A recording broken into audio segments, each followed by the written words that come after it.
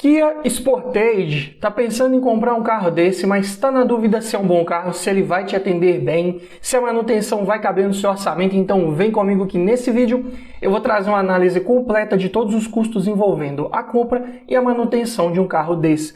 Vamos falar aqui de documentação, seguro, cesta de peças completa, lista de equipamentos, parte mecânica, consumo, pontos positivos e negativos, tudo em detalhes. Então, se já gostou do tema, não esquece de deixar aquele like no começo do vídeo para fortalecer o canal. Se inscreva se ainda não for inscrito. Eu sou o Paulo Silva e esse é o Bate-Papo Automotivo.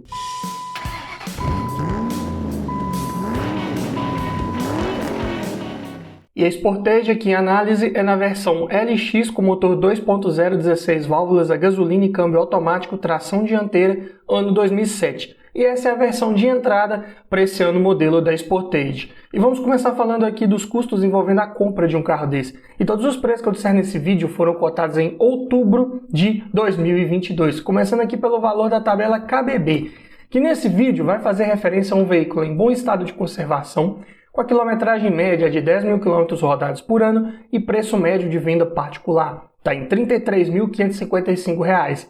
Já a tabela FIPE, curiosamente, abaixo desse valor, R$ 29.017, ou seja, na prática, esse carro está sendo efetivamente negociado e vendido um pouco acima da tabela FIPE. E uma vez adquirindo um carro desse, você vai precisar fazer a transferência de propriedade dele para o seu nome. E a taxa de transferência esse ano está em R$ 233,74. Também você vai precisar colocar as placas Mercosul se você estiver adquirindo esse carro de um outro município e ele já não vier com as placas instaladas. Em média, aqui na minha região é cobrado em torno de R$ 300. Então, já no ato da compra, considerando aqui a tabela KBB, que é o maior valor e que reflete um pouco mais da realidade de por quanto um carro desse está sendo efetivamente vendido, você vai desembolsar R$ 34.088,74 para já ter um veículo desse na sua garagem com toda a parte burocrática resolvida e esse carro já no seu nome. Mas falando agora em custos envolvendo documentação, começando aqui pelo IPVA, aqui em Minas é recolhido aproximadamente 4% sobre o valor de tabela FIPE. Porém, esse ano, excepcionalmente aqui no meu estado, não foi recolhido baseando-se no valor da FIPE de 2022, e sim do valor da FIPE de 2021. Na época, esse carro estava avaliado em R$ 23.855, valor cotado em janeiro de 2021. Olha só como ele subiu de preço. Então, 4% desse valor, o IPVA ficou em R$ 954,20. Você também vai precisar pagar a taxa de licenciamento, e o valor cobrado aqui no meu estado esse ano foi de R$ 135,95. Lembrando que esses dois primeiros valores aqui podem alterar dependendo do estado que você mora. Falando agora em seguro, que é bem interessante você pensar em fazer para um carro desse, porém aqui, como é um carro com mais de 10 anos de uso, pode ser que as seguradoras mais convencionais do mercado já não queiram mais fazer uma cotação para um veículo desse. Já está difícil de encontrar algumas peças, quando encontra são mais caras.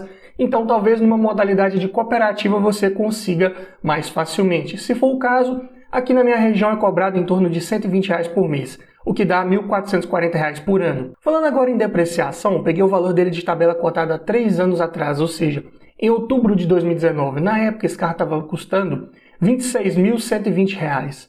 Diminuindo do valor de tabela atual e dividindo por 3, esse carro teve uma inflação média por ano, nos últimos 3 anos, de R$ 965,67. Isso em percentual dá 3,33%. Aqui é claro que não é dos mais procurados para a sua categoria, né? Tem a mesma plataforma da Tucson, né, que é sucesso de vendas e de procura no mercado, mas a Sportage fica um pouco para trás. Claro que é uma opção interessante frente à Tucson, com certeza. É um carro de mecânica bem confiável, eu vou falar disso mais à frente nesse vídeo, porém as peças aqui, como são mais difíceis de encontrar hoje, é um carro que saiu de linha já há um bom tempo, então acaba se desvalorizando um pouco mais. Ele teve uma inflação aqui apenas mediana comparado com os seus concorrentes, mas na prática não é um carro tão procurado assim quanto, por exemplo, a Tucson, algo para ficar ligado. Então, somando aqui toda a parte de documentação, seguro e descontando essa inflação que ele teve no seu preço, é um carro que vai te custar por ano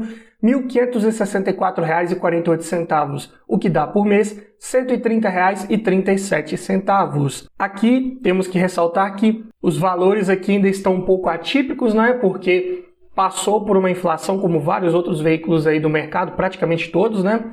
Então, você comprando um carro desse agora e ficando com ele por uns 2 a 3 anos, e se os preços de carros continuarem a cair novamente como sempre foi, muito provavelmente você vai ter aí uma depreciação, né, uma desvalorização desse veículo quando for vendê-lo. Então você vai ter que somar essa depreciação aos custos aí de PVA, licenciamento e seguro para você saber de fato quanto esse carro te custou por ano. Então vai ser um valor um pouco maior, provavelmente, do que esse somatório que apareceu aí para você. Mas falando agora em manutenção, como que é a cesta de peças de trocas periódicas preventivas da Sportage 2.0 2007? Mas antes, eu tenho um recado para você. Tá olhando um carro para comprar, mas está na dúvida se é um bom carro, se ele foi bem cuidado, se já foi batido. Quer aprender a avaliar um carro em detalhes para você não errar na próxima compra? Para isso, eu desenvolvi um e-book completinho com mais de 280 itens do que você precisa avaliar em um carro e o que você precisa observar para cada um desses itens, para você fazer uma análise mais criteriosa e não esquecer nada na hora da avaliação. Então esse e-book vem para te trazer muito mais conhecimento sobre como avaliar um carro e aumentar muito as suas chances de levar um excelente veículo para sua garagem. Link na descrição. E começando aqui pelo kit de pastilhas de freio dianteiras da Cobrec com sensor de desgaste, R$ 163. Já o par de discos de freio dianteiros da Fremax, R$ 490. Kit de velas da NGK, as 4 velas por R$ 68.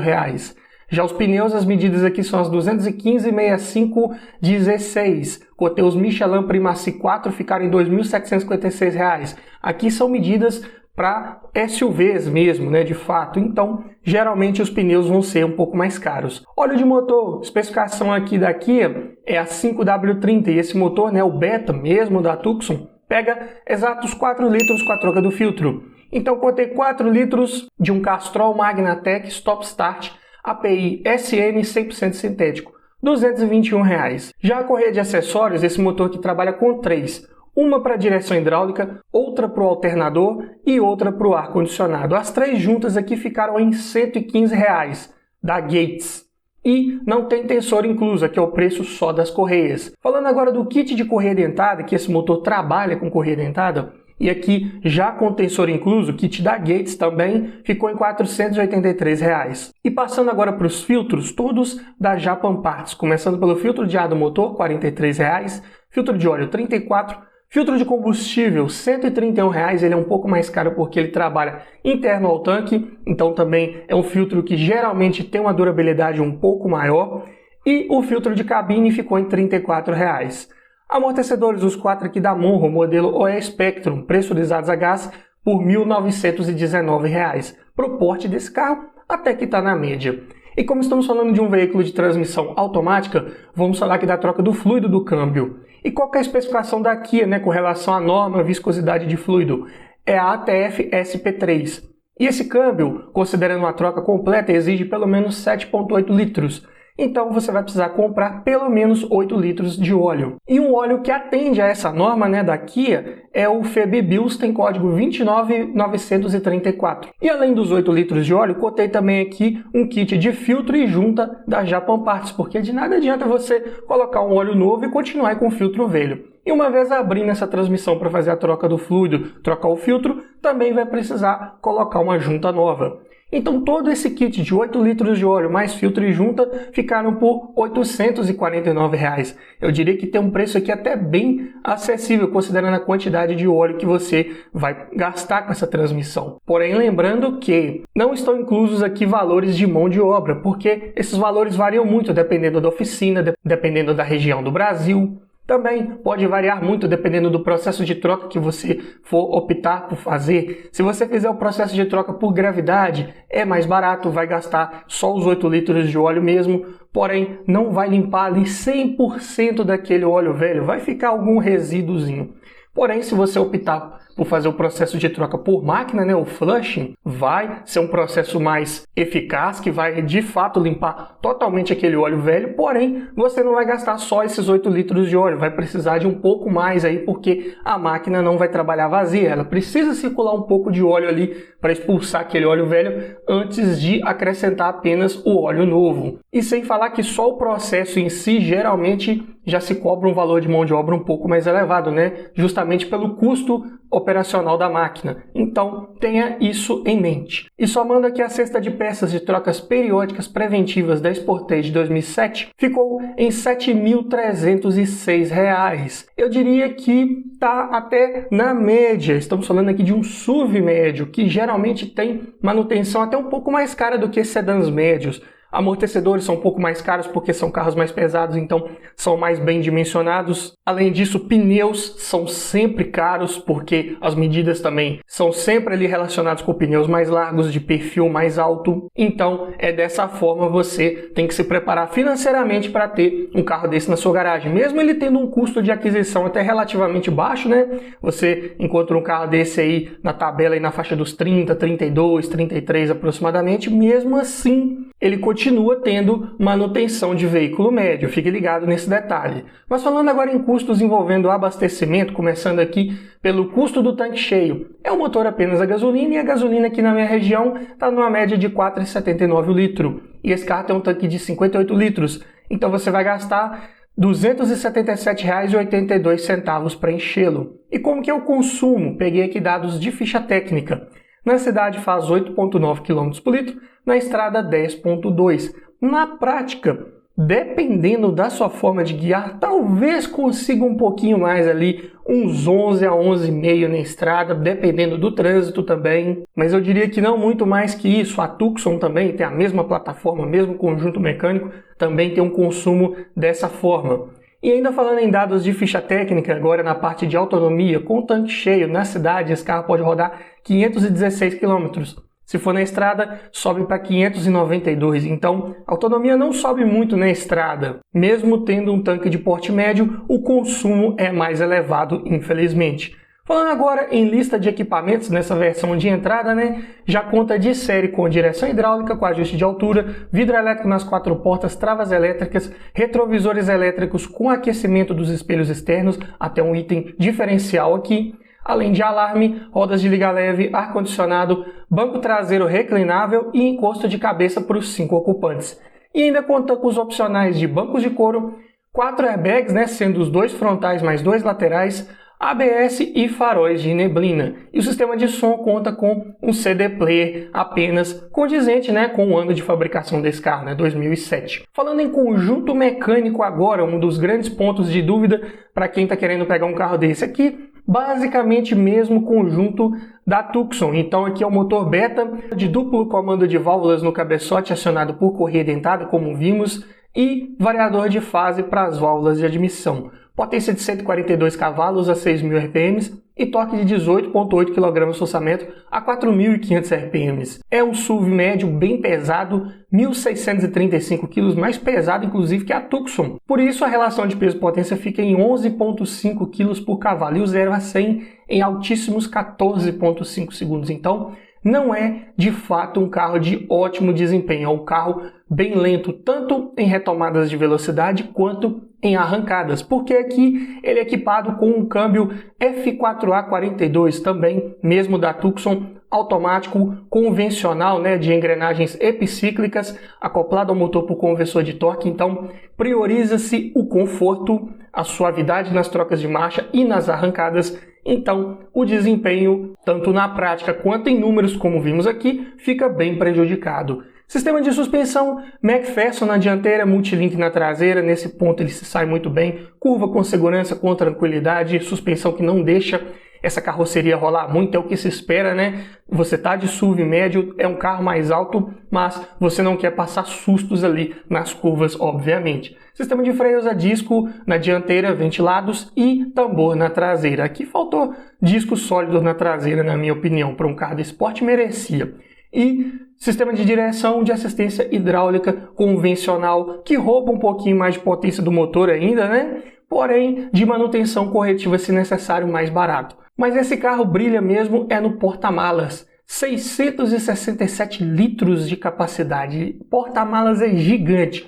E ainda conta com banco traseiro rebatível e bipartido. E reclinável também, como vimos aqui, é uma solução que também vem lá na Tucson, então um conforto a mais para quem vai no banco traseiro, bem interessante. Falando aqui dos pontos positivos então de pegar um carro desse, primeiro é a sua robustez, confiabilidade mecânica, conjunto Hyundai Kia, né? Motor que não quebra com facilidade se você cuidar ali do básico, manutenção, troca de óleo, filtros no tempo correto, correias também, não deixe passar do tempo da quilometragem. Dificilmente você vai ter maiores problemas aqui, sem maiores relatos de problemas crônicos, nada disso com esse motor e câmbio. Obviamente também o câmbio você tem que fazer a troca do fluido ali no tempo correto, como manda o manual do proprietário. É um câmbio bem dimensionado, né, para esse motor 2.0, não tem aqueles relatos de quebra como lá nos motores V6, então tudo certo. É um carro de ótimo espaço e acabamento internos. Kia também tem um padrão de qualidade ali dos materiais bem semelhante à Hyundai, então muito bom nesse quesito, bem confortável ao rodar, suspensão filtra muito bem as irregularidades do solo, posição alta de guiar para quem realmente quer um SUV, ótima opção, carro alto do solo, então também não vai raspar aí nas lombadas, nas entradas e saídas de rampas. Lista de equipamentos eu diria até que ela é bem ok para o ano desse carro e comparada com seus concorrentes oferece bastante itens aí, tanto de segurança quanto de conforto a bordo. Porém, como pontos negativos, tem que falar que o desempenho aqui é bem fraco. Se na Tucson já é um pouco fraco, aqui na Sportage é pior ainda. Então é um carro para você andar com mais tranquilidade, antecipar bem ali as retomadas de velocidade, as ultrapassagens para não passar sustos. E de quebra tendo um consumo de combustível bem elevado, como vimos aqui também em números. Como eu disse, tem uma boa lista de equipamentos, mas faltou, na minha opinião, pelo menos um computador de bordo para você acompanhar melhor esse consumo de combustível.